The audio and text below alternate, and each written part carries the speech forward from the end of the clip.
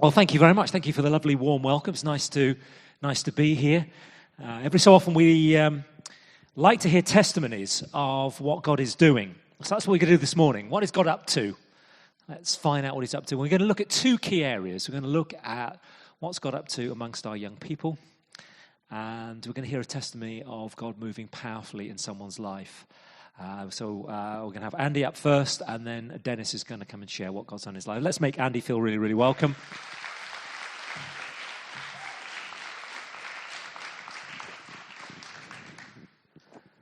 All right? I'm very well, thank you. I put a shirt on for Hazelmere. Please Yeah, don't. it was a bit embarrassing, the town centre. Yeah, let's not go there. Yeah. So, Andy, it's your first year, actually. You're in your first year of leading our youth work. You picked up from Rich Horn earlier this year. And, of course, part of the blessing of that is you get to lead our young people at New Day. So it's the first time you've been in charge of that. And so for those who might not be familiar with New Day, can you just unpack what it is, who it's for, and what happens at New Day?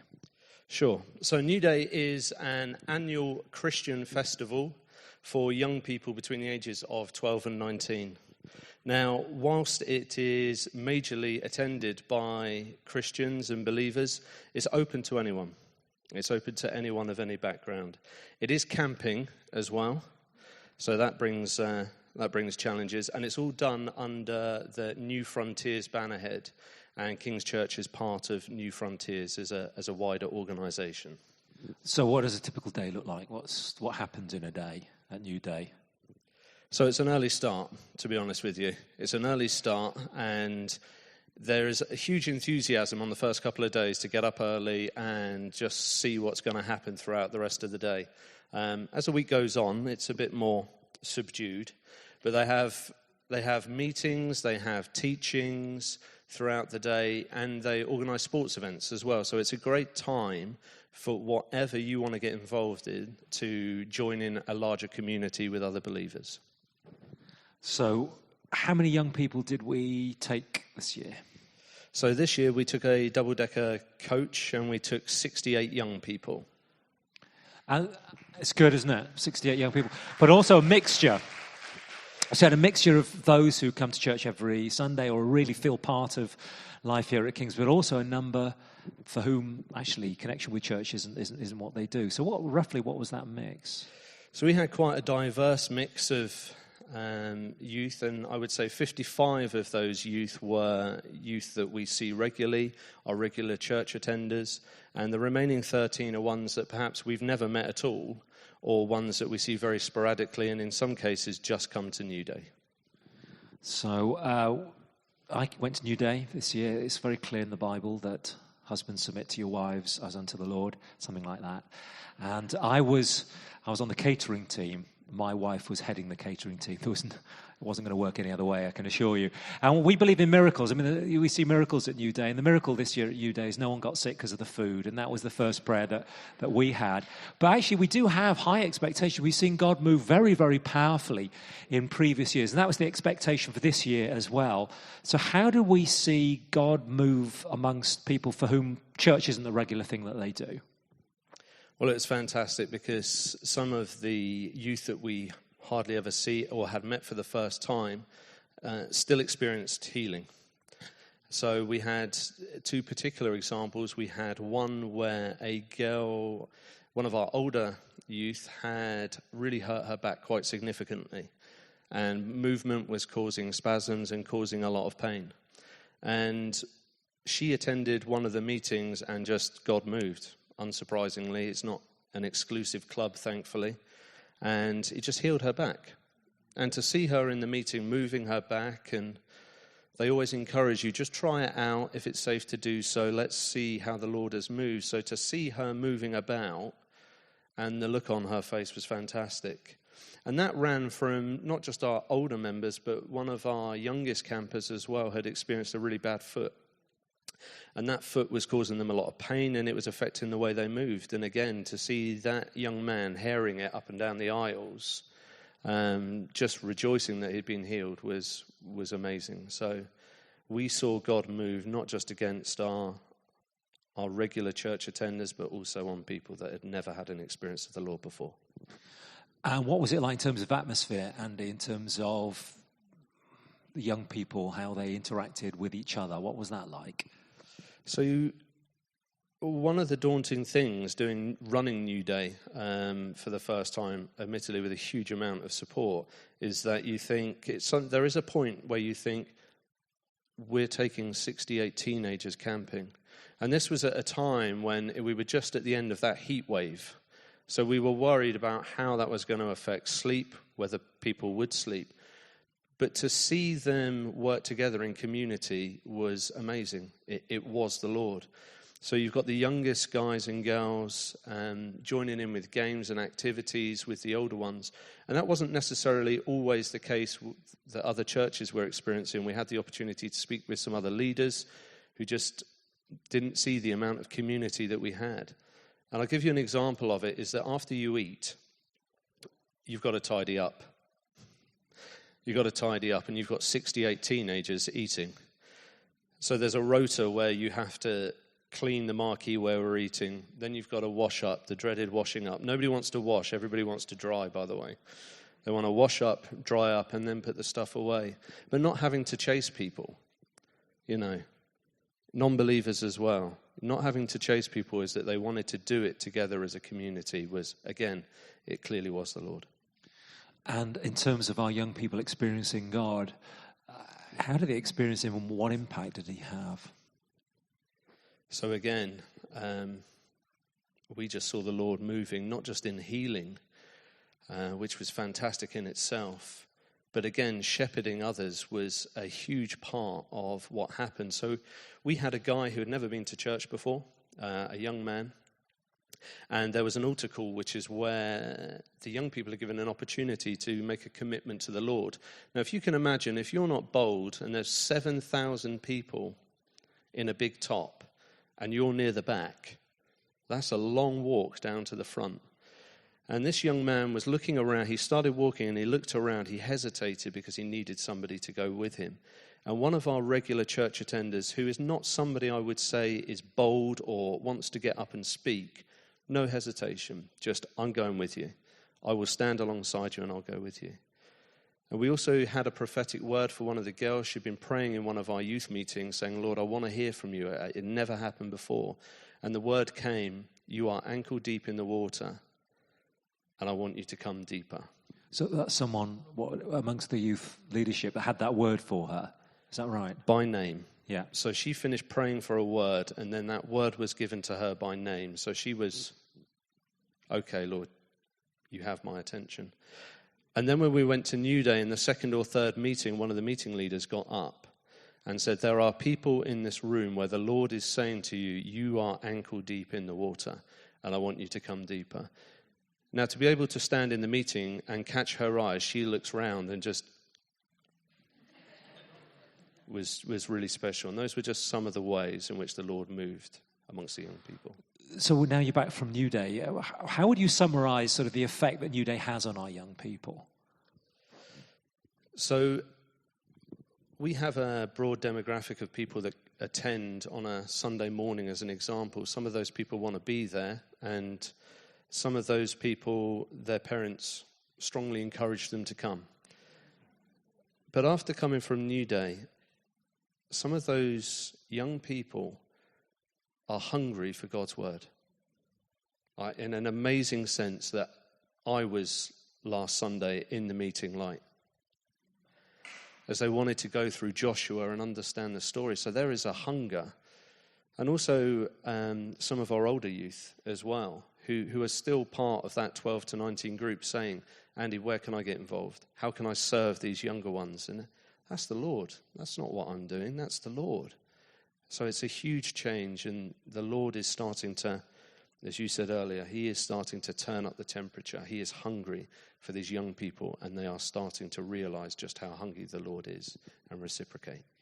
So how do we maintain that sort of that spiritual temperature? How do we keep that going? Well, that's fantastic, Richard. Thank you for leading us there, because it's as though we've rehearsed this, isn't it? It's like a seamless link, isn't it? So this half term in October, we are going to Uttoxeter. Why are we going there? I'll be honest, I didn't know where that was until I was told that was where we were going. It's 15 minutes drive from Alton Towers. So in October half term, on Saturday the 20th of October until Monday the 22nd, we will be going away, having some fellowship time together, some worship time together. We'll be soaking in the Lord, and also we'll be having a day at Alton Towers. If you have young people of 12 to 19 that you think would benefit from that, please organise for them to come. If you know of anyone, if you have friends and who have children this age who you think, I'd like them to be one of those people that makes that commitment, please ask them to come. It is not exclusively for church members, and please do not let finances get in the way of letting your young people come. My details are on here. This card is out on the auditorium, outside on the foyer, and we'd just love to see as many people come as possible.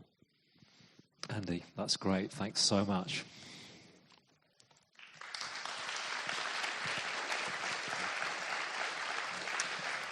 Let's keep praying for our young people. We like them, the Lord likes them, and it's so exciting to see God moving powerfully in their lives. We're now going to hear from Dennis, so let's make Dennis feel super welcome as he joins me here. Like the whoop. I told you it was friendly here, Dennis. So, Dennis, thank you so much. Thank you for being here this morning. Tell us a little bit of your story. Originally, you were born in Malaysia. You lived there for the first 18 years of your life, and then you moved to England to study at university here, and we'll talk about that a little bit later and how you came to High Wycombe. But if we go back to childhood, the key things that were significant in your growing up and your childhood at home, what were those things, Dennis? I come from a Buddhist Taoist background, so my family are still Buddhist and Taoist back home. But I went to a missionary-run primary school, so run by Catholics. So it was quite confusing as a child because obviously I would be exposed to Jesus' teachings and Bible stories in school. We would go to pray in the church. But when I get home, I need to then go to the family altars and pray to the Buddhist and Taoist gods. So I thought it was quite a confusing period for me as a child anyways. So you've got this big contradiction going on. How did you reconcile that, the stuff that was going on at home and school?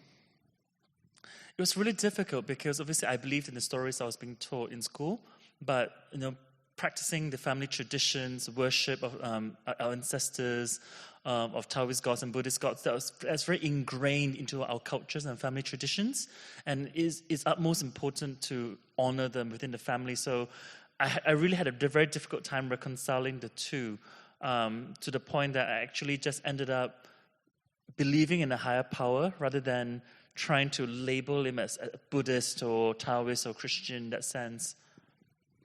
So you believed in a higher power, but really not labeling it as that, being quite sort of middle of the road on that. 18, massive change for you because you come to the UK for the first time. You haven't been here before. You end up studying biomedical sciences at Newcastle University. What was university life like here? Bear in mind that it was my first time leaving home and thousands of miles away from my parents. Loved them, but it was a freedom that I never had before. So, yes.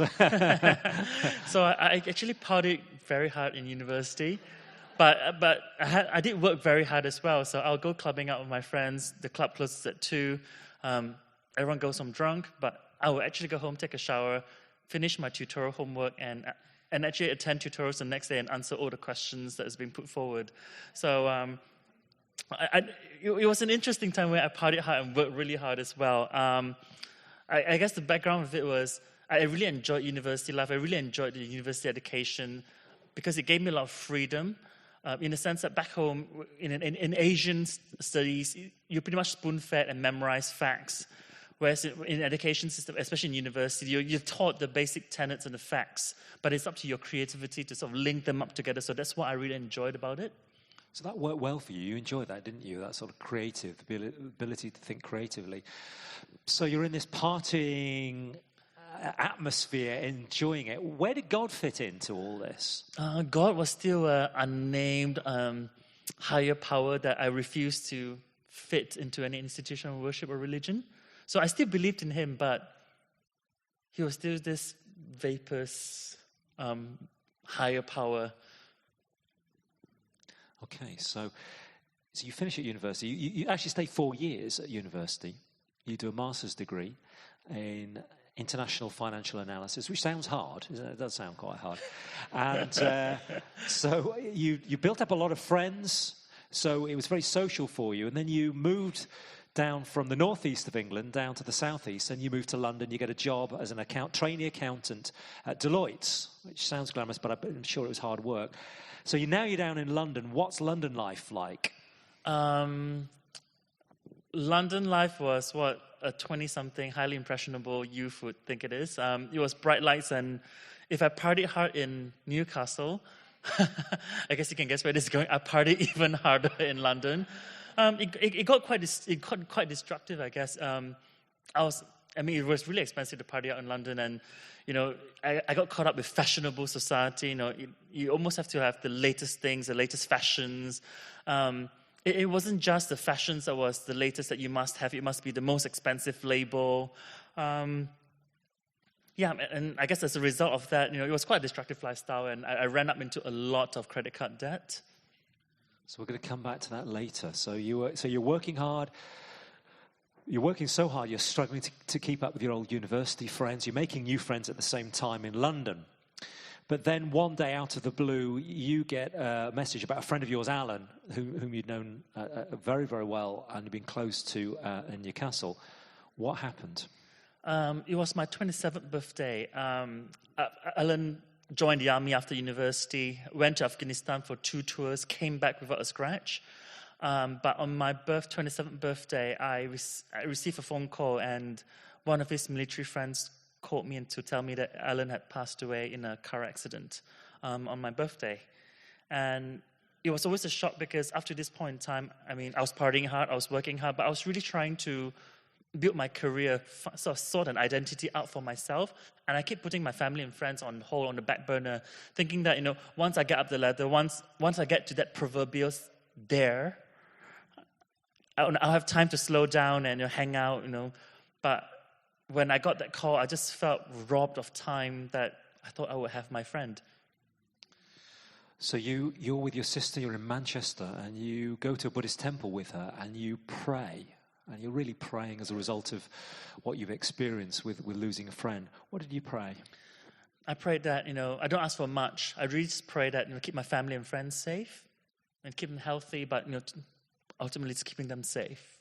So that was your prayer. Then what happened? Because then you have another really quite dramatic year. What happened after that? Soon after Alan's death, I wasn't allowing myself to grieve much, so I buried myself into more work, more spending. And now one day I was crossing the bridge, heading towards work, to Southwark Bridge, and I noticed someone was on the wrong side of the bridge, on the other side of the railings, and I walked past him, and something prompted me to say, just because you've lost a friend doesn't mean you should stop being caring. This is not the person that you are. So I turned around to ask, because I was going to ask him what he's doing and to maybe encourage him to get over to the right side of the railings. But as I turned around, our eyes locked, and he leaned back and fell off the bridge. And then I think it was just one of many things that happened that year. Then obviously I was really devastated by losing Alan and then seeing this happen as well. And I had a really close friend at the time who was one of my flatmates who was helping me through the grief of losing Alan. And this was a friend you met at work, isn't it? Very no, close. We lived together in a shared house, and we're just really, really close.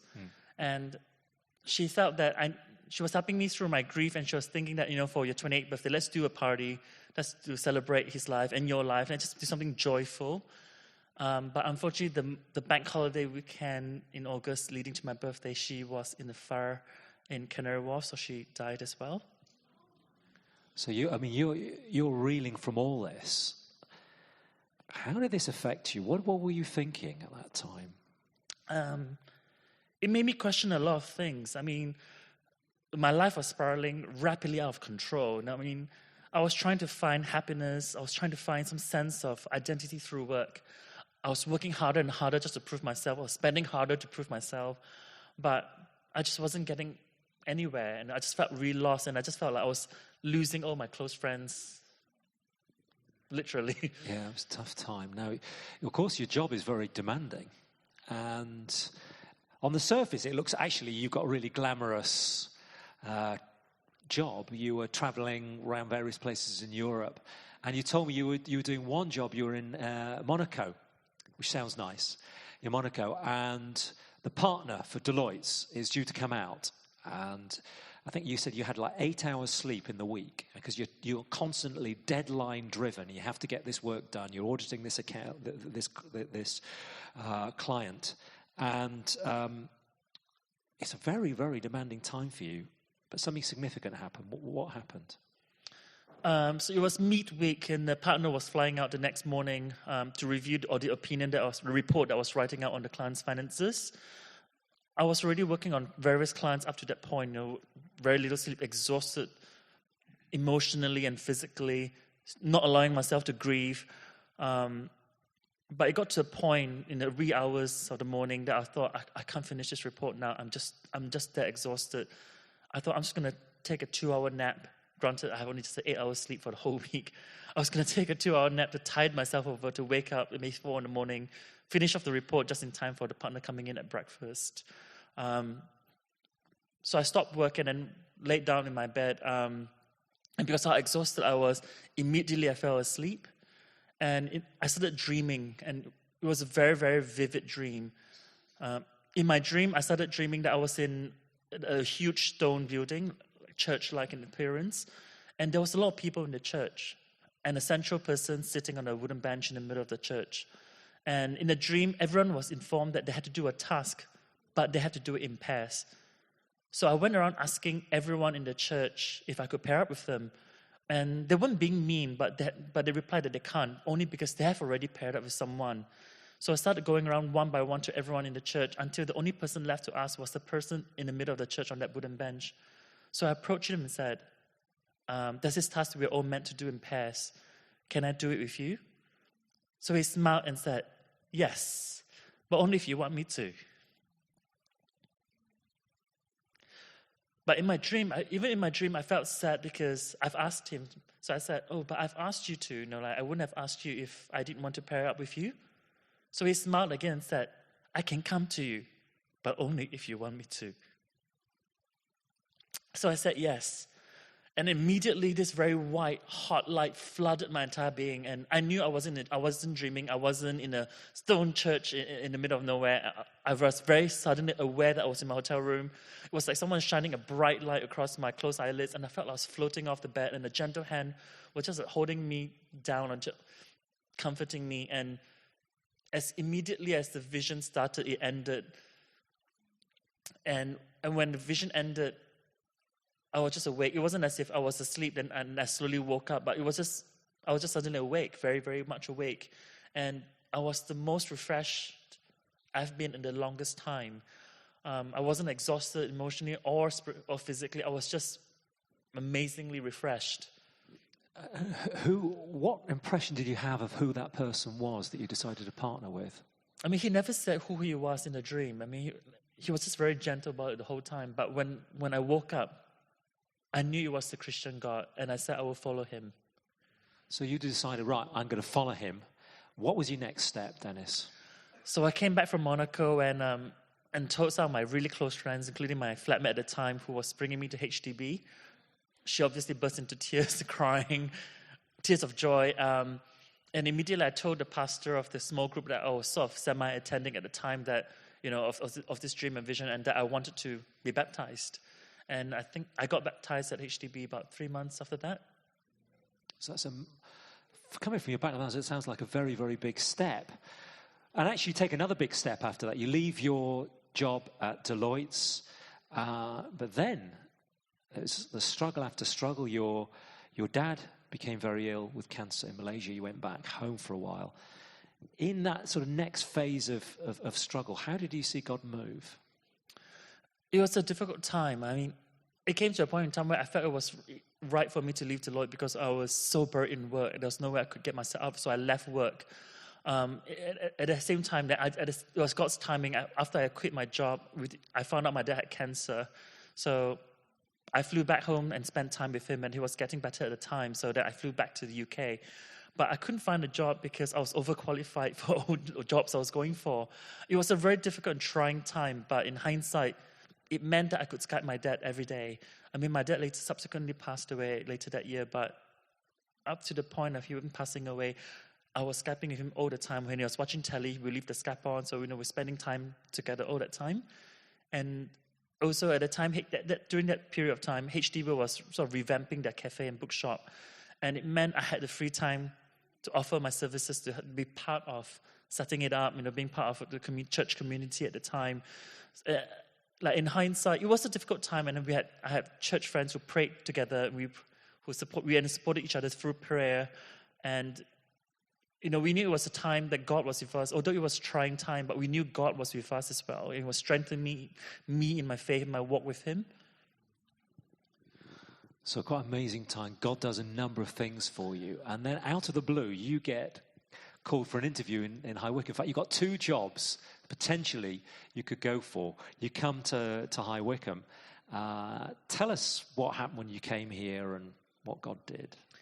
So I had 2 interviews at a time, one for a permanent role in London for a gaming company, which I didn't feel right for, but it was a permanent role. And the second role was in a town called High Wycombe, contracting for 12 months. I was like, no. But I came out anyway and for the interview, and they offered me the job the next day to start in 3 days' time. I prayed about it, and on paper it seems like it wasn't the right choice for me because it was a temporary position. I didn't know High Wycombe. I didn't know where I would be living, who my friends will be. So I went back to Manchester at the time because I was crashing at Hearst because I burnt through my savings, paying for rent in London without a job. So I started searching for places to stay in High Wycombe. And the first place I found on Gumtree for a room to rent, God said, this is a place where you'll be. But I thought, nah. And the logical me says, I need to look for a few more contingency, a few backups. And so when I came down to High Wycombe to look at the properties, by twist of fate, that I ended up viewing all the other properties first. But it wasn't right. It was too far. There were just various things that wasn't quite right for it because I didn't drive at the time. So when it came to going for viewing the last property, I was in the taxi and I was pulling up. And I was chatting to the taxi driver at this time.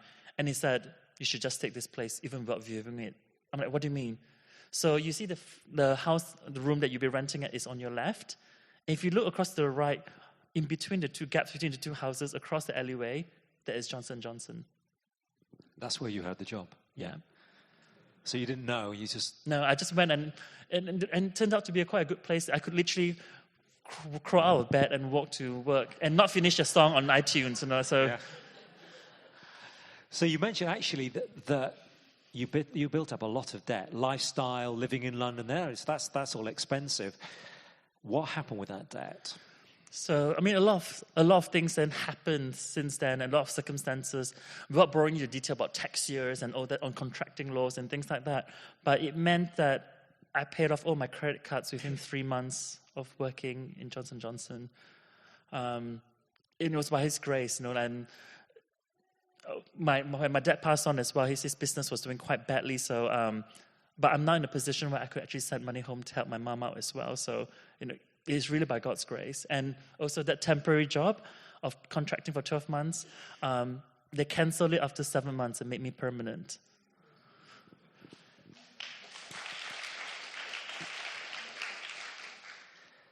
So you end up at King's Church.